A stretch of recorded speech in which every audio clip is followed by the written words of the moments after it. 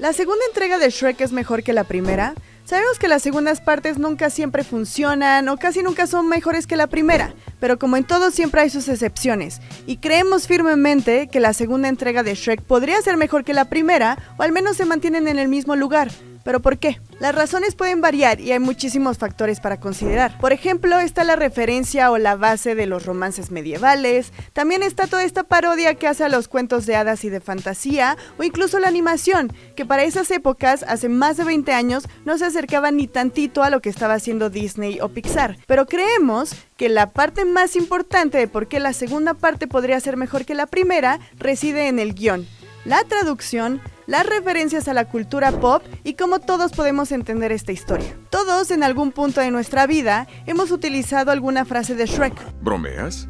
Es un papucho. Así que para hablar de este tema tan importante, nuestro invitado de hoy en Cinemática es Javier Rodríguez, quien es locutor, productor, reportero, escritor, ha trabajado en comerciales, ha hecho doblaje, también es guionista y sobre todo participó en la traducción de la segunda parte de Shrek. Así que bienvenidos a Cinemática. Siempre vamos a tener un invitado para hablar de todas estas historias con las que conectamos. Aquí tenemos a nuestro invitado de Cinemática, Javier Rodríguez. ¿Cómo estás? Todo bien, muchísimas gracias, Vimet, por invitarnos a este espacio. No, muchísimas gracias a ti. A ver, personal, me gustaría empezar este diálogo diciendo que me he enfrascado durante casi toda mi vida en debates sobre Shrek. Okay. Unos son sobre si es mejor la primera que la segunda o la segunda que la primera, si es mejor el doblaje y cuál es tu frase favorita de Shrek. Híjole. A ver, empezando con la tercera. Ajá. Personal, sí estoy un poquito viciado. Me gusta mucho más la 2. Ajá. Porque, pues, trabajé en ella. Ajá, claro. Entonces, creo que ahí estoy viciado. La 1 es maravillosa, debo de confesarlo. Y, de hecho, de ahí viene mi frase favorita de el hombre, del muñeco de jengibre. Ajá. Mis botones de comida. No, mis botones de comida. Esa me encanta. Sí. Digo, independientemente de algunos chistecitos que se van ahí como perdiendo cuando, por ejemplo, va llegando en la 2 burro y dice, ay, aquí podemos desayunar tamales con champán. Ajá. Todas estas, esas son como mis frases favoritas y creo que, y como lo platicábamos un poquito fuera del aire, una de las cosas es que sí considero de Shrek que comparte con Back to the Future, es que la 2 puede llegar a ser mejor que la primera. O sea, las segundas partes... O, por ejemplo, Dark Knight, también una de las películas de Christopher Nolan, para mí es la mejor. Entonces, creo que si te esfuerzas como tal en estas, en unos buenos diálogos, en unas buenas tramas, pues vas a tener un producto muy bueno. Pues es como este entendimiento, creo yo, de que la primera tiene que ser muy buena para que la segunda tenga la posibilidad de mantenerse en el mismo lugar o superarse. Sí, o sea, debes de plantear un muy buen producto. Bueno, por ejemplo, ahorita está muy de moda Dune. Ajá. Yo no pude con la 1 y todo el mundo dice, tienes que ver la 2 y yo, es que ni siquiera pude con la 1. No, entonces, ¿cómo voy a llegar? Sé que en algún momento tendré que verla, sí.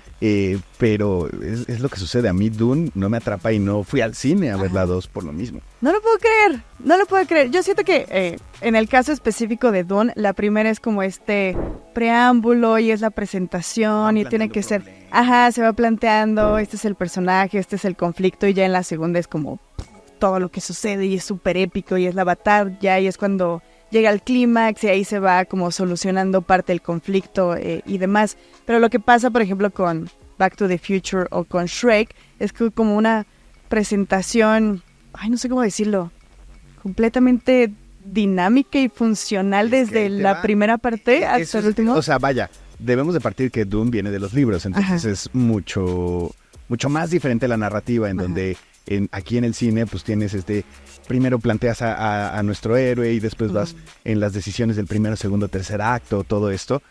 Y, por ejemplo, si te pones a pensar fríamente de qué trata, por ejemplo, Shrek, es la 1, es un ogro tiene que rescatar su pantano, rescatando a una princesa, básicamente.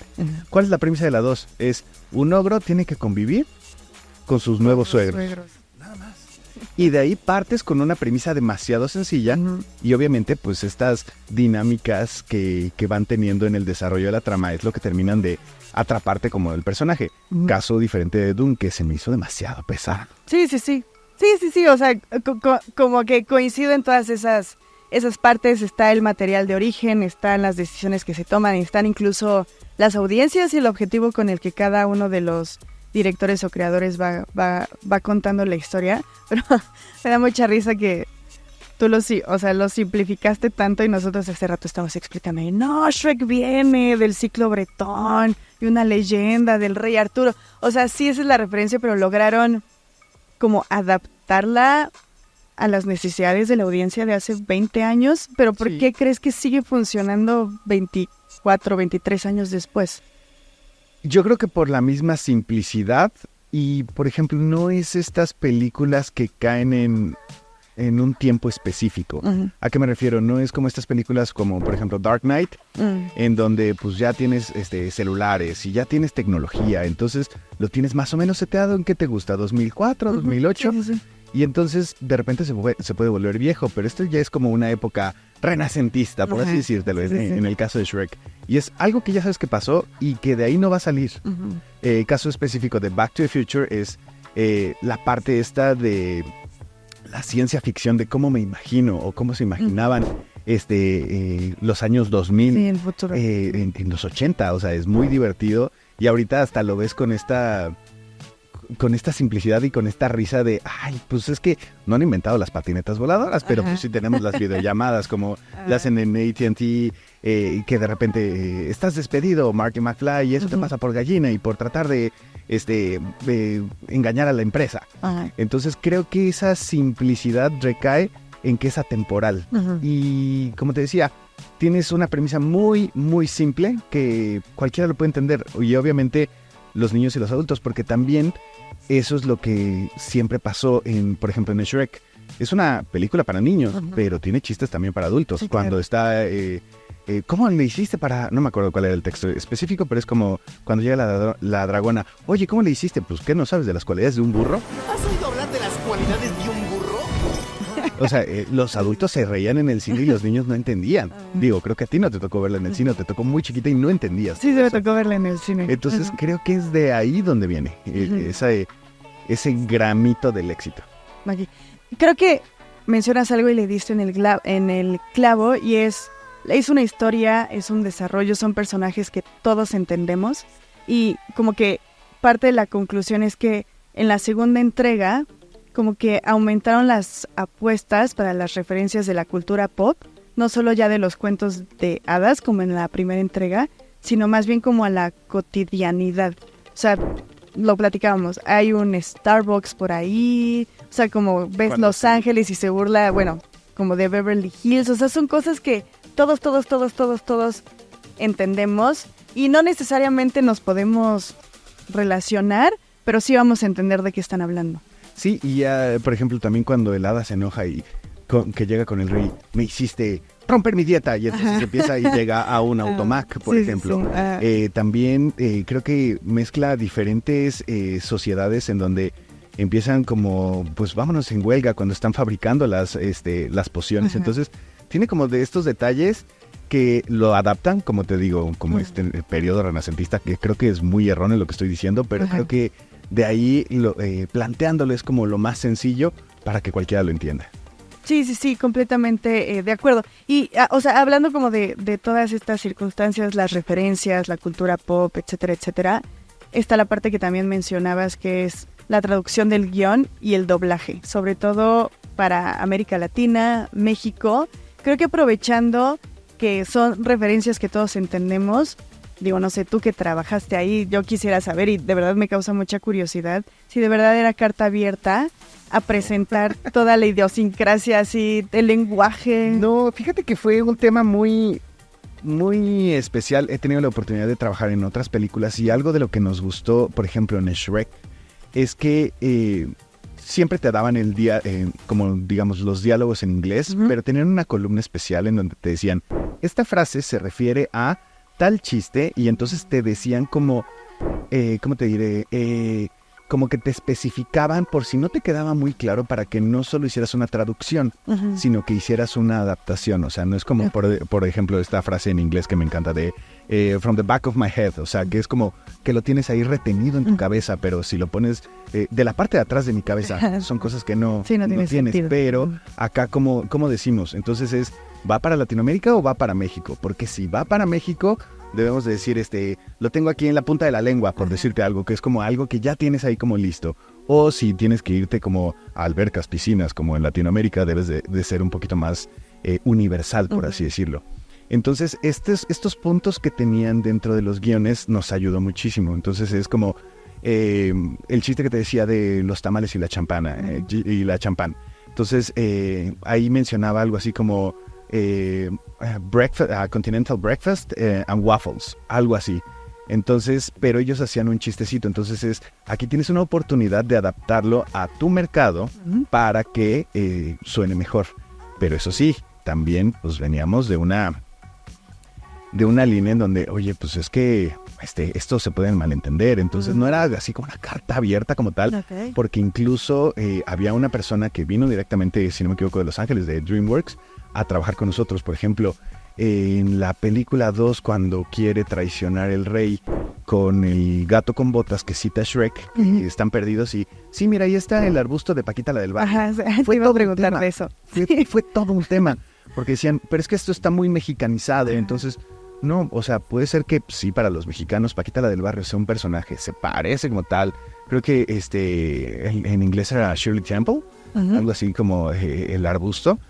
Pero a final de cuentas tuvimos que convencerlo para decirle, oye, pues mira, es como Paquita la del barrio, porque pues en Latinoamérica pues la gente del barrio tiene pues digo, va a sonar ahorita muy mal porque es políticamente incorrecto, pero tiene como este perfil en donde son como descuidadas físicamente y todo esto. Entonces fue así como fuimos tratando de convencer y también tratar de explicar cada punto, porque nos revisaban cada punto. O sea, y todavía, independientemente de que cuando se entregaba el guión como tal, ya con la traducción y las explicaciones que también nosotros poníamos, todavía cuando se hizo el doblaje, estábamos en revisión. De hecho, el doblaje se hizo aquí en la del Valle. Órale. Casi enfrente del Parque Pilar. Ok. Sí, justo te iba a preguntar por lo de Paquita del barrio, porque esto es 100% real. Me acuerdo que cuando la vimos en el cine, creo que mis papás dijeron así como de, es tan famosa que hasta la mencionan ahí. Ya sé, hace mucho tiempo después fue entender como de, no, o sea, en inglés no escribieron Paquita la del barrio, sino más bien fue como el entendimiento que tenemos acá de las cosas, nuestras referencias y demás. Pero, por ejemplo, ¿qué sucedía en las partes? A mí me da mucha risa y es de mis frases favoritas cuando van a buscar a la hada madrina y creo que no la encuentran y dicen, a ver si hay suerte para la pócima. Pues a ver si tenemos más suerte para la pócima. La pócima. ¿Entendieron? La pócima. Ajá. Eso es como ese jugar con el lenguaje, que sí, es muy de aquí. Ahí estaba mucho de moda cuando se trabajaba, justo por eso nosotros trabajamos directamente esta adaptación, porque era con Eugenio cuando se estaba trabajando XH Derbez, si no me equivoco. Y una de las características que él tenía junto con mi padre, con Gus, era el juego de palabras. Entonces también Eugenio nos daba esta cierta libertad. Como te digo, yo nada más estuve en la 2, pero trabajó después, cuando nosotros ya hicimos nuestro trabajo todavía. Él lo supervisaba y todo esto. Pero este juego de palabras pues estaba muy de moda en esa época. Entonces, digo, la verdad, no es porque fuera mi papá, pero era un maestro. Lo era, dominándolo. Sí. Dominándolo. Aquí todos lo reconocemos. Exacto. En verdad. Muchas gracias. Oye, y en términos de animación, o sea, como que ha sido muy criticada. En 2021 en The Guardian salió una editorial aprovechando como el 20 aniversario de la primera y destruyen la película. O sea, no solo la historia, el desarrollo, los personajes, incluso las voces, como que Mike Myers dicen que no funciona, como que conserva ese acento escocés que siempre metía. O sea, destruyen la película y una de las cosas que dicen es que la animación era como que muy chafa. Pero a mí me parece que no es que fuera chafa, no estaba al nivel, por decirlo de alguna manera, de lo que hacía Disney o Pixar ya en esas épocas, pero yo siento que la animación incluso funciona con la película, con la historia y con los personajes, o sea, como justamente es esa parodia y esa sátira a lo que habíamos estado viendo durante 70 años. Digo, estamos hablando...